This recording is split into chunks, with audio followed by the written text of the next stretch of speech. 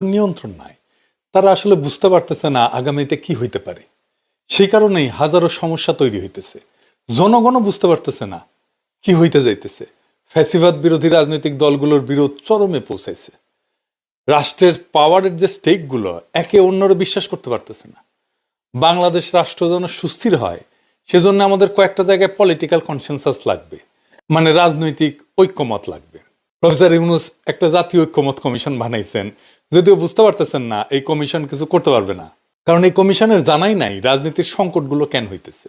এই সংকটগুলো খুব সহজে অল্প সময় কাটে যেতে পারে রাইট স্ট্র্যাটেজি নিলে। আমি এর আগে অনেকগুলো স্ট্র্যাটেজি দিছি। ধরেন আমি বলছিলাম তারেক রহমানকে উপপ্রধান উপদেষ্টা হওয়ার প্রস্তাব, এরপরে দিছিলাম খালেদা জিয়াকে রাষ্ট্রপতি করার প্রস্তাব, কেউ পাত্তা দেয় নাই। যাই হোক, আজকেও আমি কয়েকটা প্রস্তাব আর রাজনৈতিক কৌশলের কথা আলাপ করব। প্রত্যেকটা রাজনৈতিক দল আর প্রফেসর ইউনূস আপনারা ভাইবা দেখবেন আমার প্রস্তাবগুলা সংকট কাটানোর রাস্তা সম্ভবত পাইবে। আসেন আল্লাহর নামে শুরু করা যাক। আমাদের সংকটগুলোকে যদি আমি লিস্টি করি আর কেন এটা সংকট হইয়া উঠলো সে আলাপটা করি, তাইলে এই আলাপটা পূর্ণাঙ্গ হবে। প্রথম সংকট, ফ্যাসিবিরোধী শক্তির মধ্যে একক রাজনৈতিক মুরব্বীর অনুপস্থিতি। মানে বিএনপি বড় দল, তারেক রহমান পরিপক্ক নেতা, কিন্তু তিনি জাতির রাজনৈতিক মুরব্বী না। প্রফেসর ইউনূস রাজনীতি বিষয়টা যেহেতু বুঝেন না, তাই উনি রাজনৈতিক মুরব্বী হইয়া উঠতে পারেন নাই।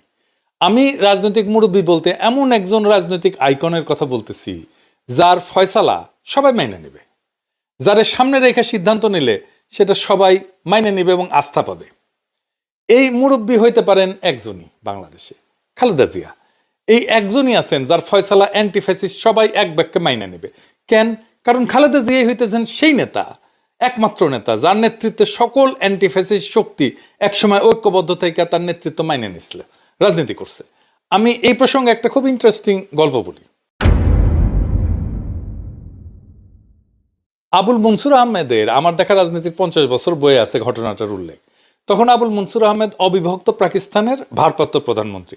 উনি ইন্ডিয়া গেছেন রাষ্ট্রীয় সফরে। তো নেহরুকে প্রস্তাব দিতেছেন যে কাশ্মীর প্রশ্নে একজন রাজনৈতিক মুরব্বীর ফয়সালা পাকিস্তান মাইনে নেবে। তো নেহেরু অবাক হইয়া জিগায়, কে সেই রাজনৈতিক মুরব্বী যার কাশ্মীর প্রশ্নে ফয়সালা পাকিস্তান মাইনে নেবে? ওনারা প্লেনে করে যাইতেছিলেন কোথায় থেকে যেন কোনখানে। তো আবুল মনসুর আহমেদ নেহরুর দিকে চাইয়া বললেন, আপনি মুরব্বী হিসাবে যে ফয়সালা দেবেন সেটা পাকিস্তান মাইনে নেবে। নেহরু তো অবাক। আবুল মনসুর বলতেছেন যে আমাদের আস্থা আছে, আপনি বেইনসাফি করবেন না। এটাই হইতেছে রাজনৈতিক মুরব্বীর ভূমিকা।